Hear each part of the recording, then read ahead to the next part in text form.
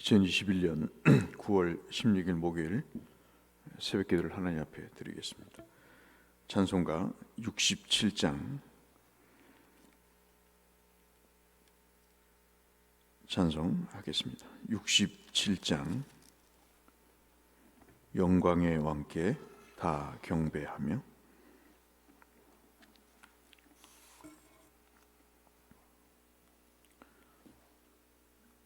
찬송 67장입니다.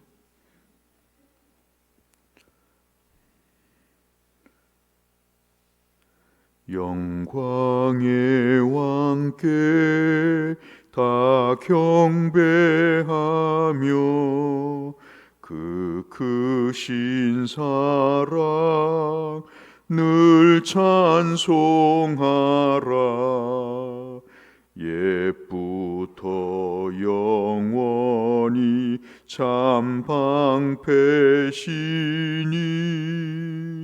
그 영광의 주를 다 찬송하라. 능력과 은혜 다 찬송하라.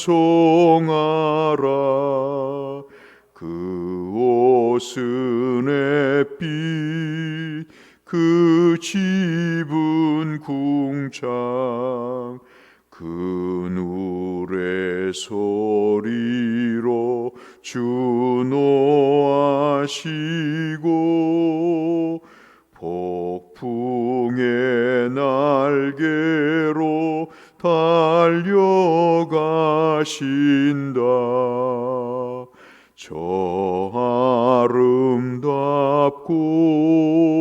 놀라운 일이 가득한 이 땅 다 주의 조화. 그 힘찬 명령에 더 잡히나니 저 푸른 바다는 옷자락이라. 제일 그릇같이 연약한 인생 주 의지하여 늘 강건하리. 온 백성 지으신 만왕이시니 그 자비 영원히 변함없소라.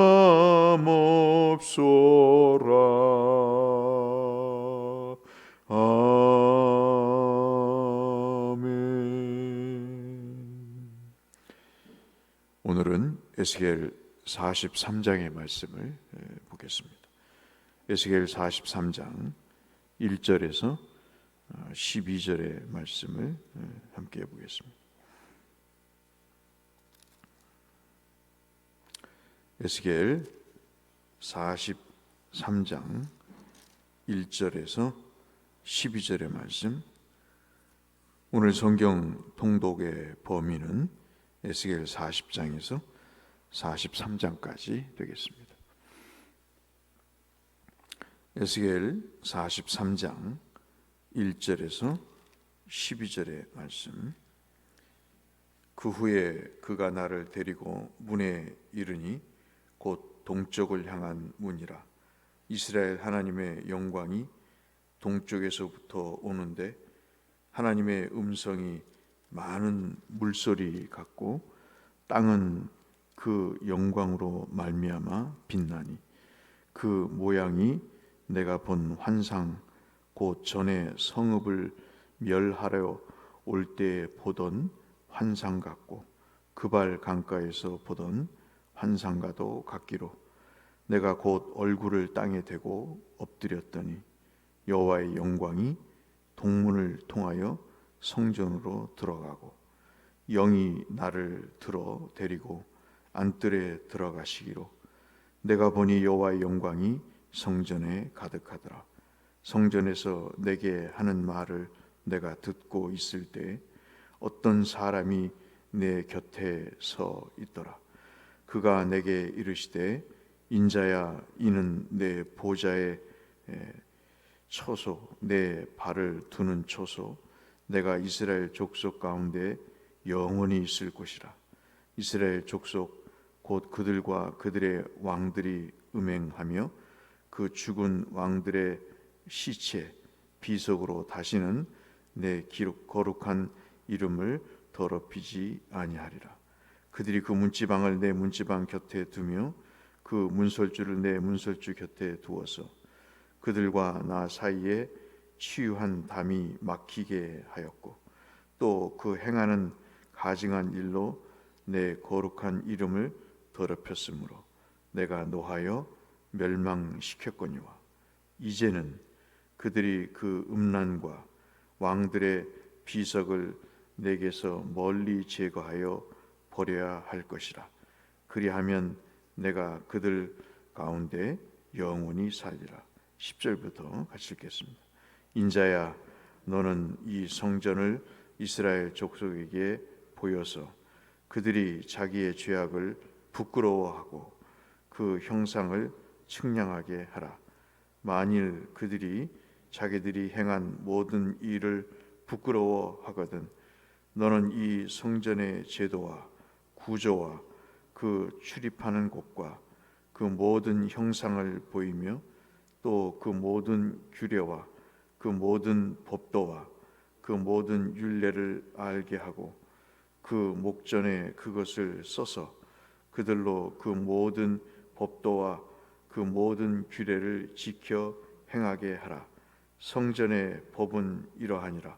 산꼭대기 지점의 주인은 지극히 거룩하리라. 성전의 법은 이러하니라. 아멘. 오늘은 성전에 가득한 하나님의 영광에 대해서 특별히 4절 말씀을 중심으로 어떤 의미인가를 함께 묵상하려고 합니다. 우리가 성경 통독 범위로 오늘 정한 에스겔 40장부터 43장의 말씀은 새로운 성전에 관한 환상을 에스겔이 보고 하시는 말씀입니다.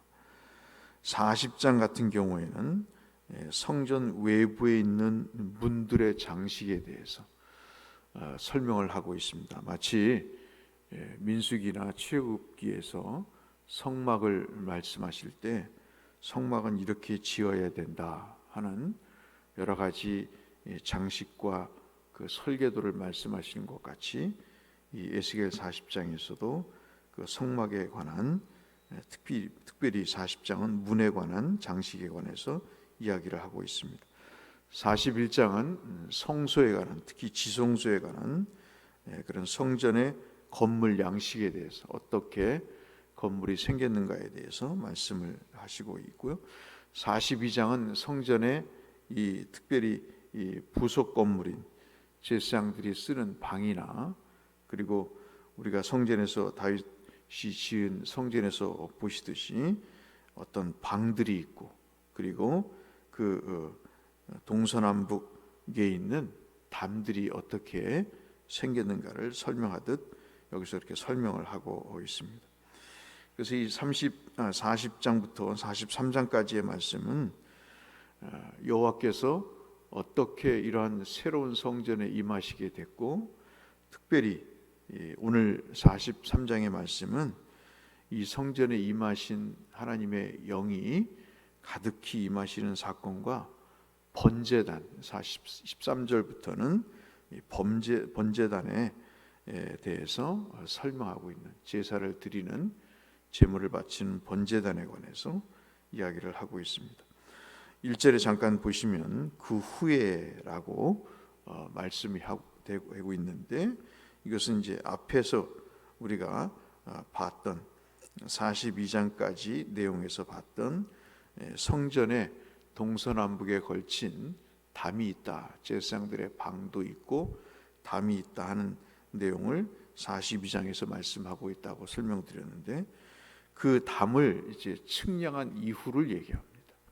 그러니까 42장 15절에서 20절까지 담을 측량한 이후에 하나님의 영광이 임한다는 사실을 이렇게 이야기하고 있습니다.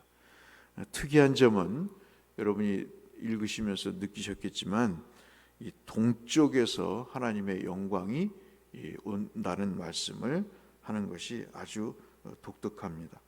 하나님의 영광이 동쪽에서부터 오는데, 그 하나님의 음성이 많은 물소리와 같다. 아주 신비롭고 참으로 아주 경이로운 그런 상태에, 그러면서도 뭔가 희망적이고 그리고 아주 청량감을 주는, 소망을 불러 일으켜 주는, 기분을 좋게 하는, 영혼을 맑게 하는 그런 환상이 이제 에스겔에게 있어서 보여지게 됩니다. 특별히 이 환상은 하나님을 떠났던 이스라엘 백성들, 하나님의 백성들이 하나님을 떠났던 그 방향, 즉 하나님을 버리고 그들의 죄악과 우상을 섬기면서 살았던 그 방향에서 다시 돌아온다는 사실을 이야기하고 있는 것이죠. 이 환상은 하나님께서 시청각적으로 영광이 그 하나님을 떠나서 갔던 동쪽 방향에서 하나님의 영광이 다시 임하게 된다는 것을 말씀을 하고 있습니다.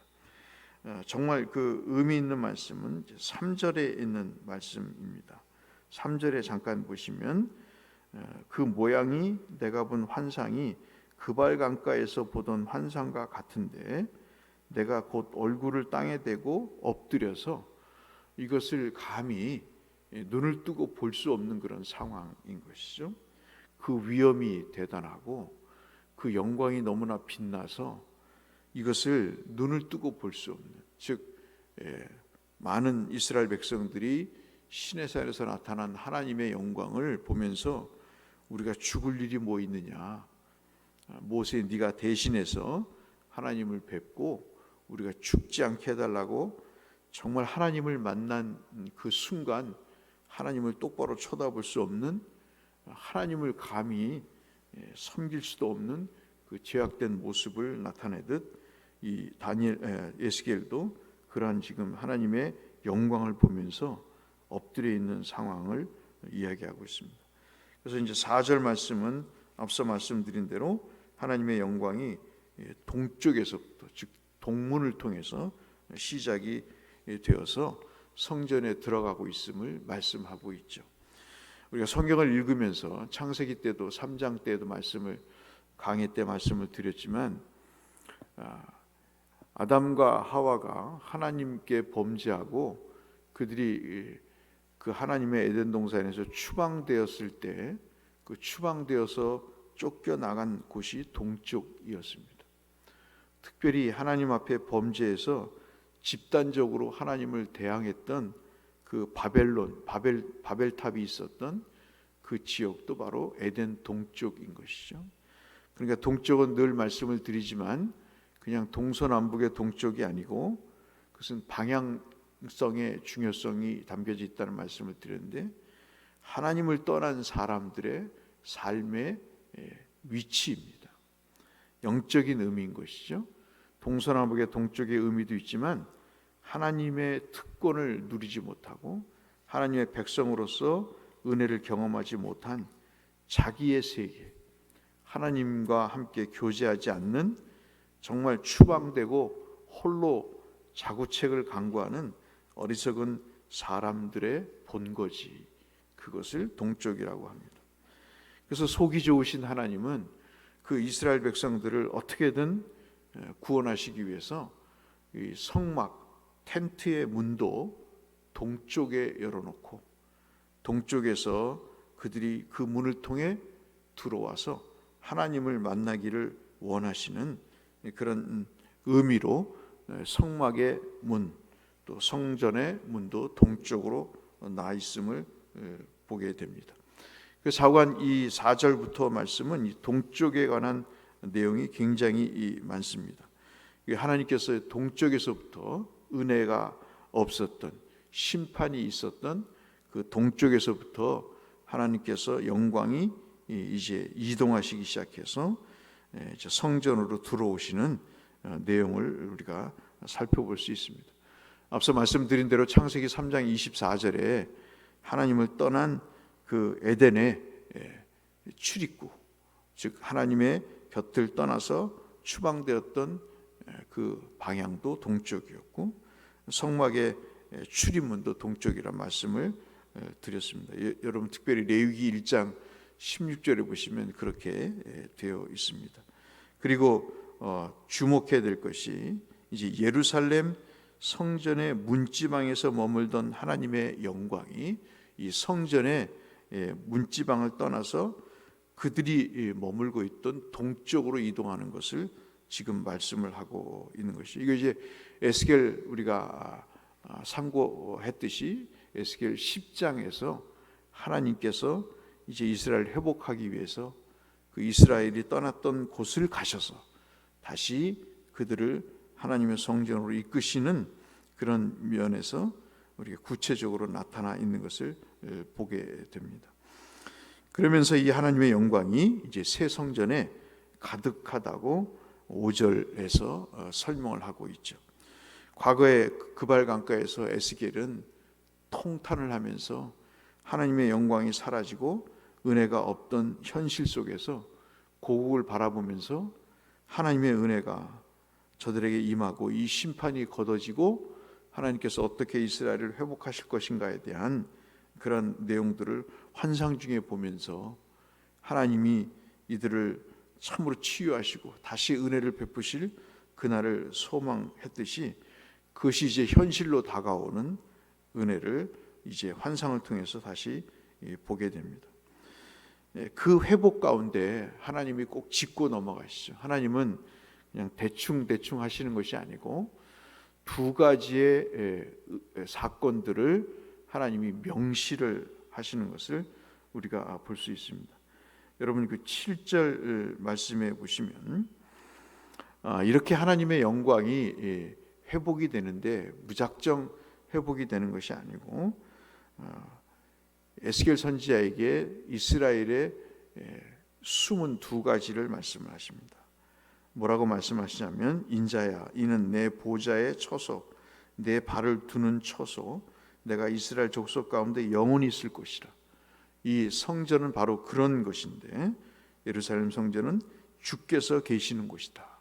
주께서 앉아 계시는 자리요, 주께서 발을 두시는 그런 장소가 되는데, 이 장소이기 때문에 이스라엘 족속, 그들과 그들의 왕들이 음행했던 것,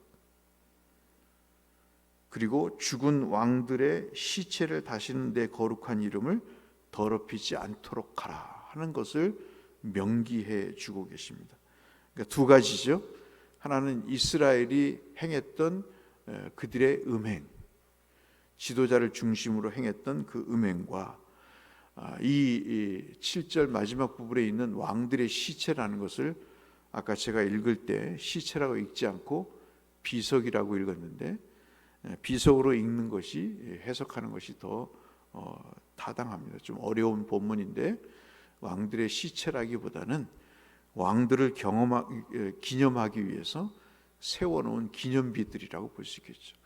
그러니까는 성전에 하나님은 안 계시고 그 지도자들의, 왕들의 이름과 공적이 적혀 있는 그런 것들이 우상처럼, 섬기는 우상처럼 사스꾼이 신사를 참배하듯이 그렇게 하나님을 경배해야 될 그들이 인간의 신들을 섬기는 그런 것들을 제거해야 될 것을 말씀하시면서, 그것이 왜 그래야 되느냐, 그것은 우리가 마지막 읽은 12절 말씀처럼 그것은 거룩한 곳이기 때문에 그렇다 하는 말씀을 마지막으로 하고 계신 것이죠.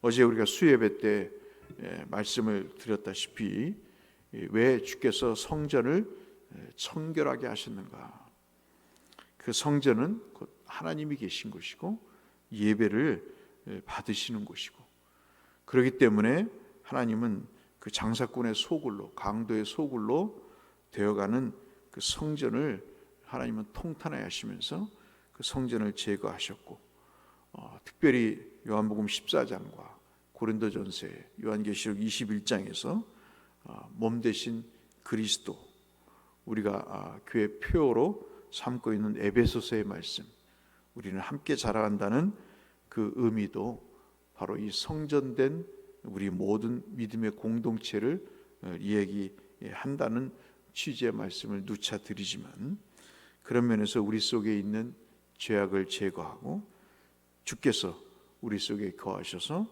우리의 예배와 경배를 받으시도록 날마다 삶을 통해 우리의 영혼을 깨끗게 하는 것이 사도 바울이 지적한 대로 주의 영이 거하시는 몸으로서의 우리의 삶, 우리의 육체와 영혼이 그래서 우리에게 거룩해야 된다는 취지의 말씀을 드렸듯이, 바로 이 에스겔의 환상도 그런 입장에서 설명을 하고 있죠.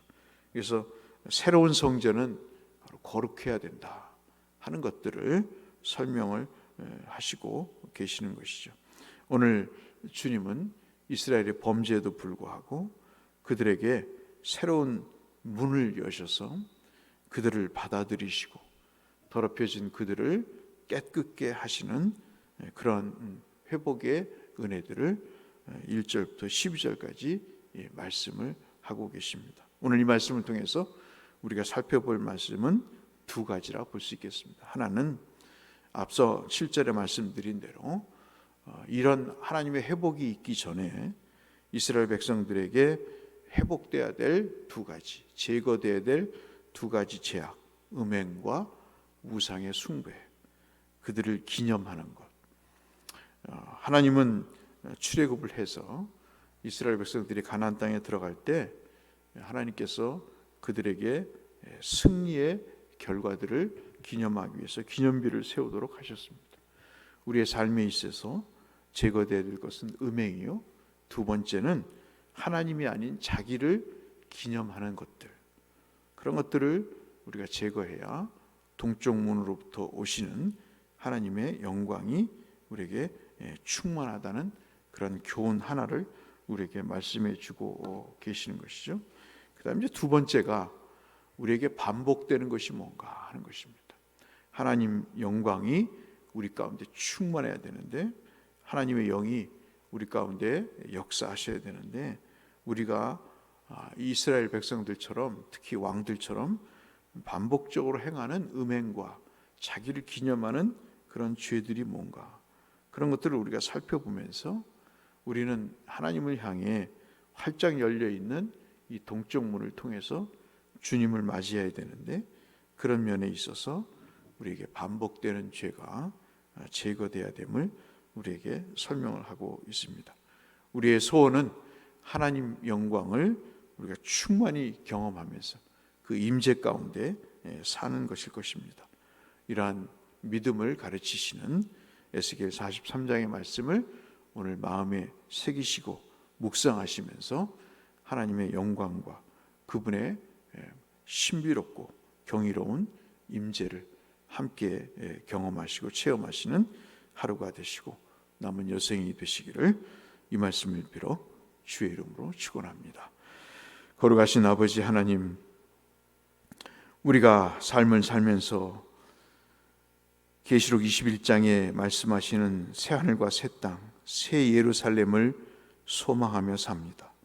에스겔 선지자를 통해서 이 환상을 우리에게 보여주시고 하나님 그 소망의 삶을 격려하시는, 우리를 영원한 심판에 두지 아니하시고 더럽힌 상태로 방치하지 아니하시고 우리를 다시 하나님을 예배할 수 있는 거룩한 백성들로 삼고자 하시는 하나님의 열심을 저희들이 보고 확인하게 하셨사오니, 주여 우리 속에 있는 죄악을 제거하시고 반복되는 모든 하나님 앞에 불충스러운 삶을 되돌아봐서 하나님 또한 제거하게 하셔서 하나님의 거룩한 백성으로 은혜를 체험하고 그 능력과 권세를 누리는 하나님의 복된 백성들로 우리 모두를 삼아주실 줄 믿고 감사드리오며 예수님 이름으로 기도 올리옵나이다. 아멘.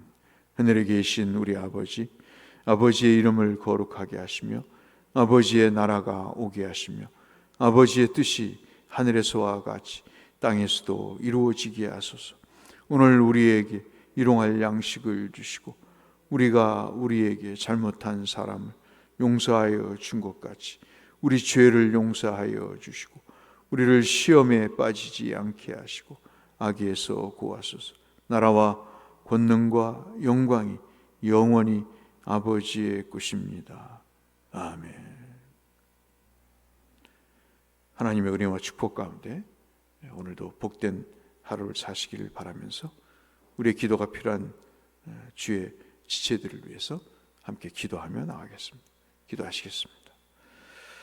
감사하신 아버지 하나님, 오늘도 생명과 은혜를 베푸셔서 우리로 하여금 하나님의 그 성소의 자리에 있게 하심을 감사합니다. 오늘도 백성들과 함께 하기를 원하시는 하나님, 그들에게 복 주시기를 원하시는 하나님, 그들의 모든 굽은 것과 모든 더럽혀진 것을 펴시고 깨끗게 하시기를 원하시는 하나님, 우리 속에 참 성전이 무엇인가를 말씀해 주시는, 그 성전이 어떤 곳인가를 환상 가운데 가르쳐 주시는 하나님의 음성을 들었사오니 주의 성전으로서의 우리의 삶에 하나님의 복이 있게 하여 주시고 은혜가 충만하게 하여 주옵시고 우리 속에 제거될 것과 하나님의 영광을 받아들여야 될 귀한 아버지 하나님의 영적인 단계들이 우리의 삶 가운데 이루어질 수 있도록 주여 우리가 그 일에 마음을 모두게 하여 주시고 하루를 살아가면서 그 하나님의 임재를 간구하며 살아가는 이 하루가 그리고 우리 남은 여생이 되게 하여 주시옵소서.